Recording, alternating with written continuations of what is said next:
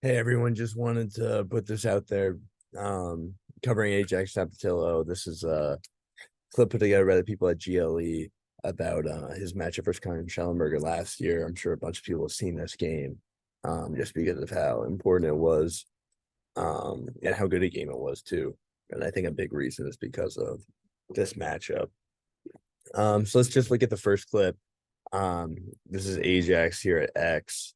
That's Schellenberger, and we'll just play it. Side of the field in front of its goalie. Another flag down.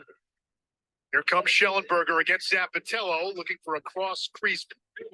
All right, we'll play one more time, and here I'll stop it a couple times. Side of the field in front of its goalie. So, one thing to notice is just like the couple shuffle steps, and you can see even in just like the shadows how, you can see how Ajax is just a little bit to the right of Zappitello. He's like shading his left hand a little bit until he gets to X, and then you can see his position change a little bit. Now it's even like more dramatic. And the other thing that we should look at is just how he like sees his pick.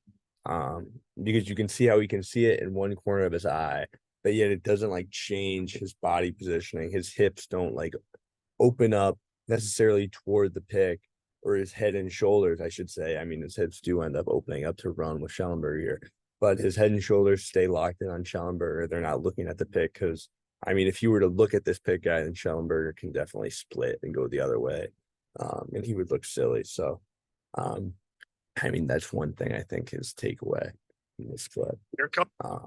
And then the second thing here is just knowing the situation. I mean, you can probably see there's a flag down, something doesn't look right.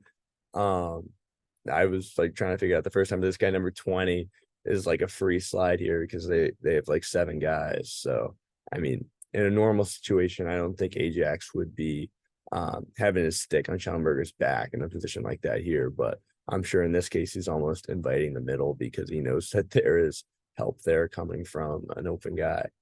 Um, but anyway, From Schellenberger against Zappitello, looking for a cross crease. I think someone gets beat off ball there, but that's not really the focus of this.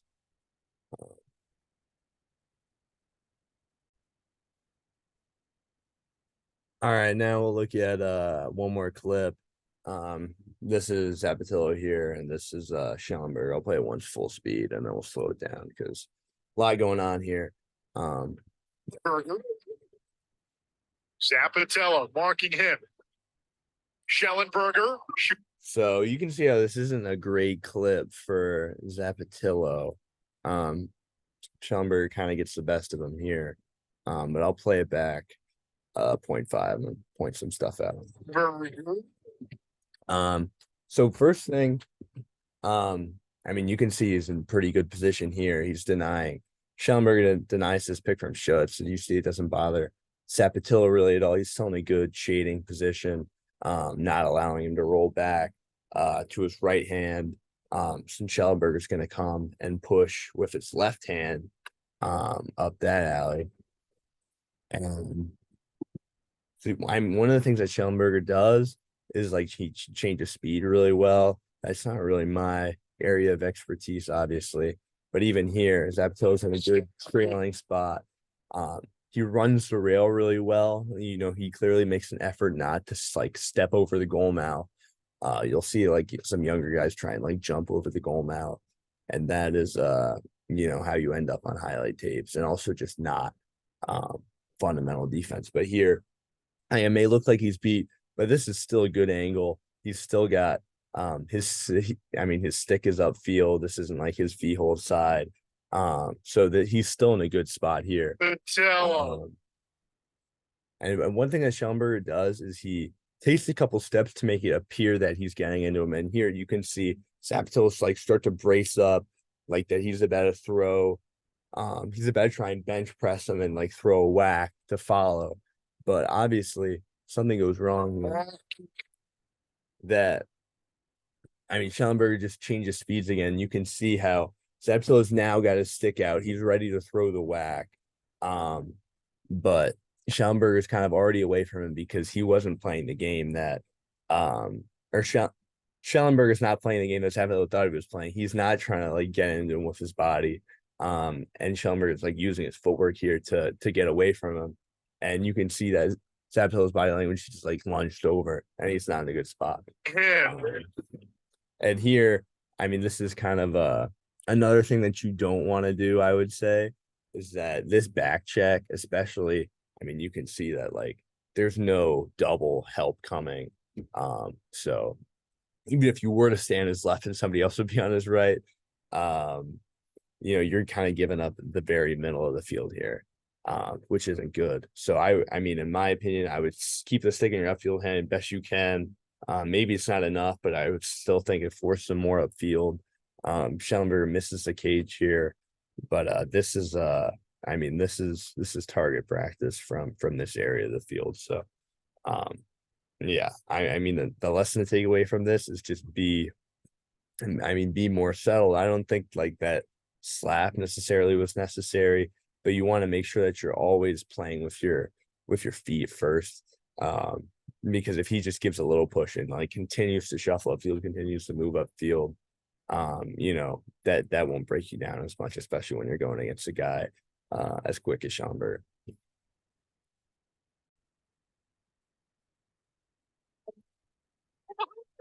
All right, so goals. next couple clips will have to do with pick play. I think the one after it does too with pick play. But yeah, right now let's just watch it once. Schellenberger, the national leader in assists, trying to use the pick. Zappitello stays with him, looking for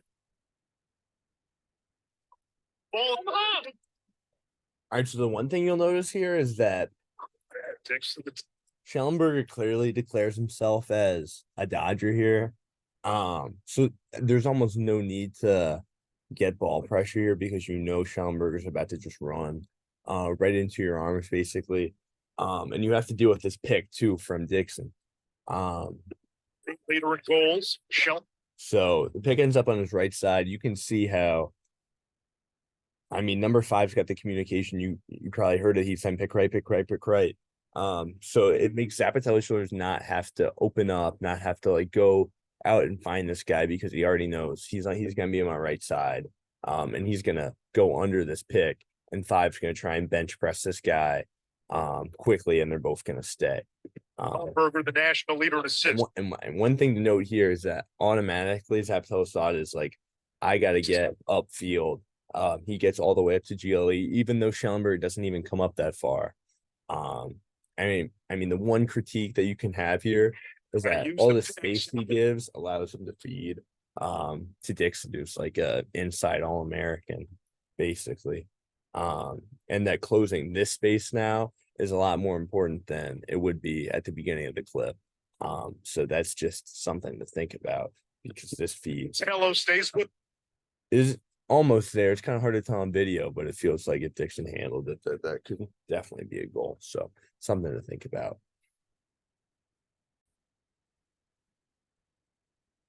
Here's another clip. I think this is probably the most impressive one from Zappitello this whole thing.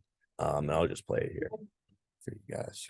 like Connor Schellenberger says to himself, oh, I'm not part of the party here. I got to press and do something for myself. Zappitello has not yielded once to Schellenberger, but that time he all right. So let's just get it. Feel like so one thing I want to point out, like Connor Schellenberger said, watching his footwork at the beginning, you can see how he takes those shuffle steps as Schellenberger starts to push upfield, but he's still like damn near square here. He isn't really shading much at all. I mean, he starts to make his move to the left, and you can see he's like a little bit to the left, but he's damn near flat. But the one thing I want to point out is like his feet almost never cross, and he never like pops up. He's not bobbing at all. If we just watch this looking feet for here, Cody Dixon, or feel like Connor Schellenberger says to himself, oh, I'm not part of the party here. I mean, I thought that that little sequence at the beginning was just beautiful to get upfield and then back downfield, just so effortlessly. Gotta press and do something. And then uses the same technique here, and he seems to like he's really comfortable in this trail. As you can see, his helmet is clearly behind Schellenberger. And I mean, even more so here, but his stick is upfield. He's not like panicking. like he did when he got caught on that rocker earlier, and going for the back check. He's just sitting there.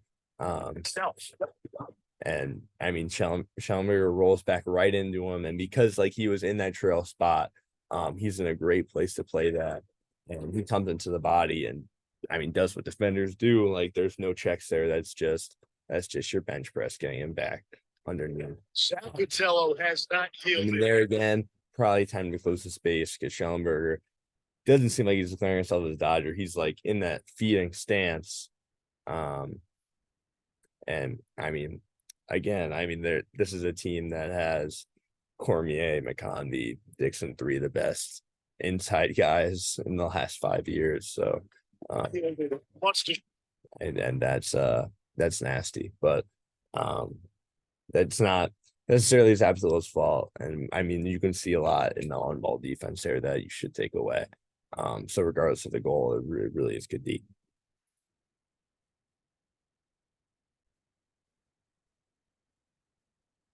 Here's another clip from Max of just some good one-on-one defense, but also kind of want to point out some things on the off-ball positioning. But we'll play it through once first. Bulls a season ago. Schellenberger again with Zappitello matching feet. Look at the defense. Great check. He's never had a position in niche. 30. Right.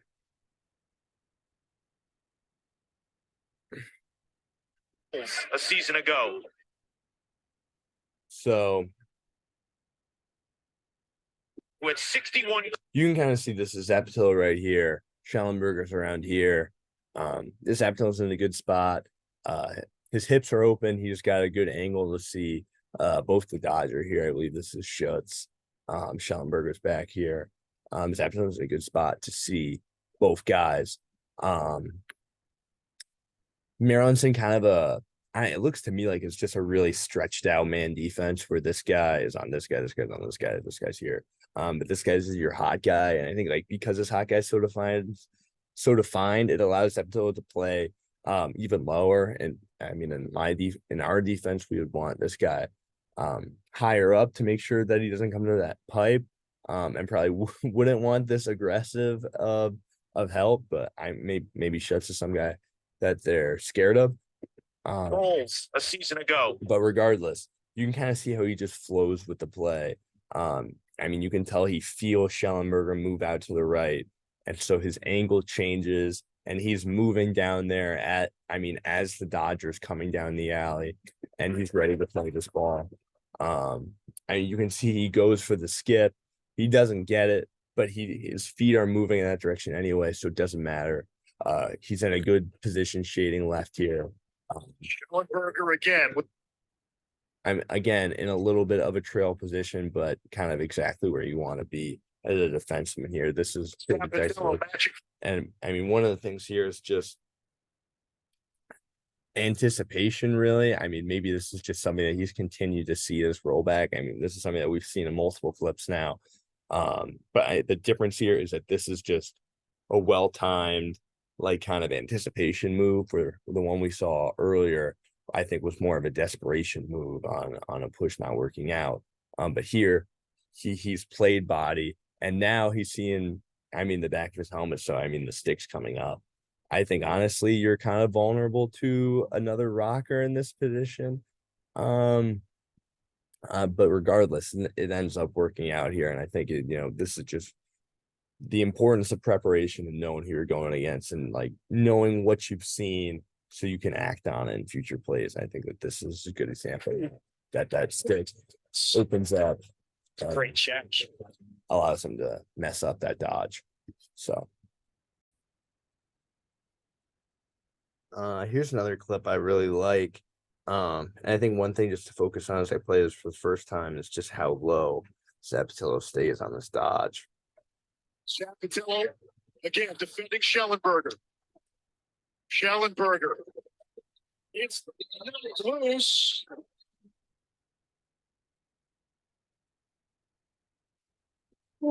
So, I mean, you can see here, again, Schellenberger declares himself as a Dodger. There's no need for Zappitello to go any further than this. Just gets his stick out. And you can see right now he's bent over, in a squat. Gets his body into him right in that GLE.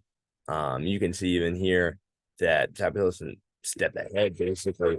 And I mean, until this point, he kind of let Schellenberg into that trail. Um, and this is kind of one thing that you see, like when offensive players get their stick out, they almost want you to like chase it when they like bring it back. But here, I mean, that stick is just out, but like right in front of them out. It's not pulled back or anything. And Zappitello if you can get under that chap, that is just such a position of power as a defenseman. For can openers, for what's about to happen here, it's just basically a lift. They call it a hold, which is probably the right call. But I think Zappitello, if you just had, I don't know, just quicker getting out of there, and pulling out of there as hard as you can, I think that ball gets dislodged, stick probably gets dislodged too. Um, Yep. and you can see like that position here where he's got two hands on the stick and he's basically upside down because you could get that lift in that kind of way. But you can see throughout like this whole clip, his feet, his heels hardly click in that like sequence there. He stays low throughout the entire rep, and like it's not like a crossover kind of thing, but he is like low and athletic and ready to push like at all times in that, and has all the leverage. And I think a big reason why is because his hips don't have to like keep opening and closing. They're just facing that sideline the whole time. So one thing I liked about this clip.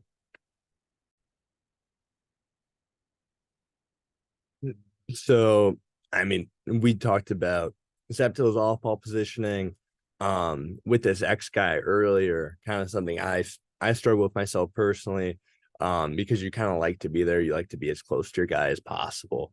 But in this situation, that net is an obstacle for you.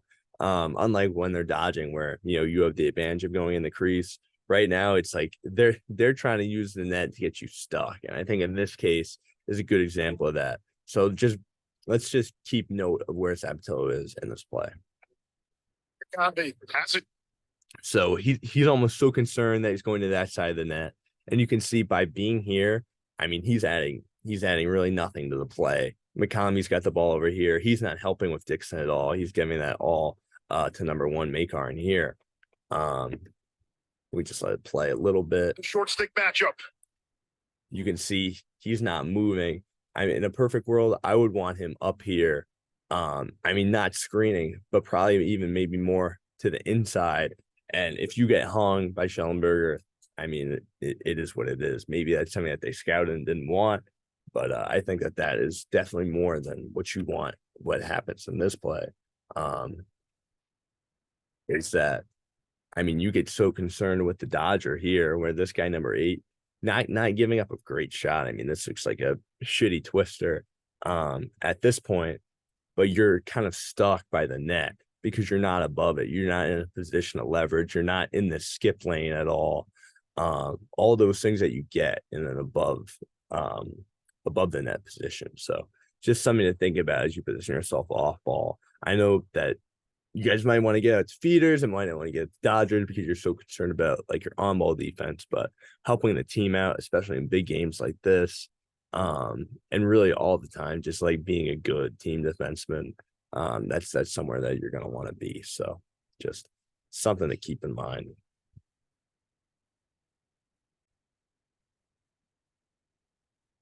And yeah, just to wrap up, I hope that was helpful in some way. I'll try and keep doing these. I mean, they're really more for myself than for any of you, but if it helps anybody out there at all, just to watch me kind of bang thoughts against the wall and try and figure out Division 1 level defense, please reach out because it's certainly difficult. A lot of good players out there, a lot of different styles. And I think a lot of it is just what fits you the best. And I think finding guys who are similar to you in stature or not can really help you a lot. So thank you.